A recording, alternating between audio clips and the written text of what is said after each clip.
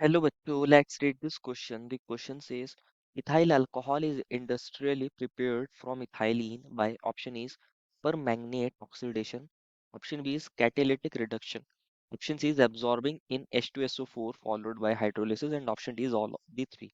बच्चों इस क्वेश्चन में पूछा गया है कि अगर आपको इथाइल अल्कोहल बनाना है और इथाइलिन से बनाना है तो इंडस्ट्रियली आप कौन से मेथड को यूज कर सकते हो उसके कोरस्पॉन्डिंग हमें एबीसी में तीन ऑप्शंस दिए हैं एंड डी में बोला है ऑल द थ्री आप तीनों मेथड्स को यूज कर सकते हो। तो फर्स्ट ऑफ ऑल बात करते हैं इस क्वेश्चन के की कॉन्सेप्ट के बारे में। इसके बारे में बच्चों की कॉन्सेप्ट के बारे में, और की कॉन्सेप्ट क्या होगा? Preparation preparation of preparation of ethyl ethyl alcohol. What is the key concept? Preparation of ethyl alcohol. और इसको प्रिपेयर किससे करना है बच्चों? इथाइलिन से करना है। इथाइलिन क्या होता है बच्चों? CH2 double bond CH2। Ethylene बोलते हैं, इथीन भी बोलते हैं। इससे आपको क्या बनाना है बच्चों? इससे आपको बनाना है बच्चों ethyl alcohol, that is CH3 CH2OH। This is what? Ethyl alcohol. और इसका इंडस्ट्रियल मेथड बताना है बेसिकली।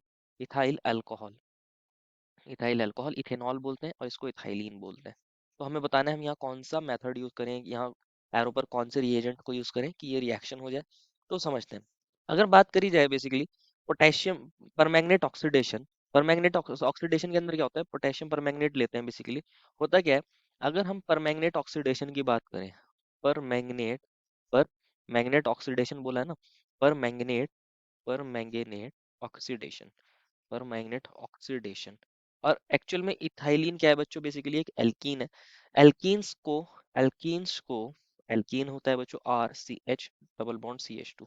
जब आप एल्कीन्स का क्या करते हो? परमैंगनेट ऑक्सीडेशन करते हो। मान लीजिए आपने यहाँ क्या ले लिया? यहाँ आपने KMnO4 सॉल्यूशन ले लिया है, KMnO4 सॉल्यूशन ले लिया, 1% कोल्ड एल्केलाइन KMnO4 सॉल्यूशन ले लिया, 1% कोल्ड एल्केलाइन KMnO4 सॉल्यूशन ले लिया। यहाँ परमैंगनेट बोला था क्वेश्चन है, तो ये हमने पोटेशियम परमैंगनेट का ले लिया है, aqueous solution of potassium permanganate. तो होता क्या है बच्चों? ये जो क्या काम करता है, इसको बेयर्स रिएजेंट बोलते हैं। और ये क्या काम करता है? ये जो हमारे पास डबल बॉन्डेड कार्बन्स है, इन दोनों पर क्या कर देता है? ये हाइड्रोक्सिलेशन कर देता है। क्या कर देता है? हाइड्रोक्सिलेशन। यहाँ पर भी OH आ जाता है और यहाँ पर भी OH आ जाता है। तो यहाँ क्या बन जाते हैं? यहाँ पर डायॉल्स बन जाते हैं। क्या बन जाते हैं बच्चों? डायऑल्स।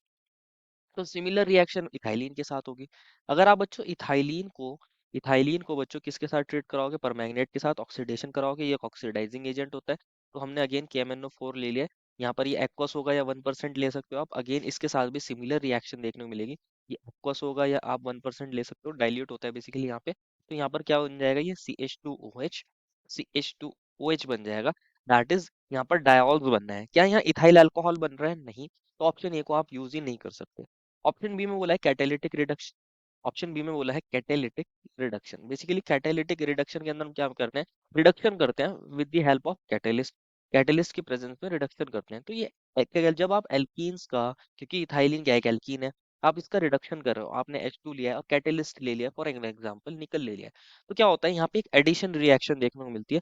ये जो हाइड्रोजन होता है बच्चों, H2 होता है, ये इन दोनों डबल बॉन्डेड कार्बन्स पर ऐड हो जाता है और ये कन्वर्ट हो जाता है बच्चों किसके अंदर? CH3। तो यहाँ इथेन बन जाता है। क्या बन जाता है? इथेन बन जाता है। इथाइल अल्कोहल नहीं बनती। तो ऑप्शन बी को भी आप यूज नहीं कर सकते। ऑप्शन सी में बोला है absorbing in H2SO4 followed by hydrolysis. तो इसको समझ लेते हैं बच्चों। जब आप अगेन इथाइलिन को किसके साथ ट्रीट कराते हो? HSO4 के साथ। तो HSO4 को आप ऐसे लिख सकते हो बच्चों। आप क्या कर रहे हो? H2SO4 ले रहे हो बेसिकली, एब्जॉर्ब कर रहे हो उसको H2SO4 के अंदर। तो H2SO4 के अंदर क्या होता है बेसिकली? ये होता है इसके अंदर H प्लस और HSO4 नेगेटिव। H प्लस होता है बच्चों और HSO4 नेगेटिव होता है। इसके अंदर ये दो चीजें होती हैं। तो क्या होता है बच्चों? जब आप इथाइलिन को H2SO4 के साथ ट्रीट करा रहे हो, इसके अंदर क्या होगा? H प्लस होगा, HSO4 नेगेटिव होगा। तो क्या होता है? ये डबल बॉन्ड H प्लस पर अटैक करता है और जैसे ही ये यहाँ पर अटैक करता है, ये जो HSO4 नेगेटिव है बच्चों, ये नेगेटिवली चार्ज यहाँ पर अटैक करेगा इस कार्बन पर। तो यहाँ एक एडिशन रिएक्शन हो जाती है। क्या हो जाती है? Addition reaction. यहाँ पर कौन आ गया होगा? एक हाइड्रोजन आ गया होगा। तो आप इस CH2 को क्या कर सकते हो? CH3। और यहाँ पर कौन आ गया होगा बच्चों? HSO4। कौन आ गया होगा बच्चों? HSO4।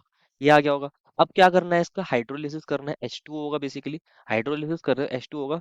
तो H2O क्या करता है? यहाँ पर अटैक करता है और जैसे ही यहाँ से अटैक करता है, यहाँ से HSO4 नेगेटिव निकलता है। क्या निकलता है बच्चों? HSO4 नेगेटिव निकलता है। तो क्या बन जाता है? CH2 CH3। और क्योंकि यहाँ H2O ने अटैक अटैक किया था, तो ये बन जाएगा OH H और ऑक्सीजन पर आएगा पॉजिटिव चार्ज, यही आएगा क्योंकि ऑक्सीजन ने इलेक्ट्रॉन डोनेट करे। और साथ में HSO4 नेगेटिव भी बना था। ये जो HSO4 नेगेटिव अगेन आता है, ये क्या काम करता है, इस H प्लस को एब्स्ट्रैक्ट करता है और ये H अपने दोनों इलेक्ट्रॉन ऑक्सीजन को देकर चला जाता है।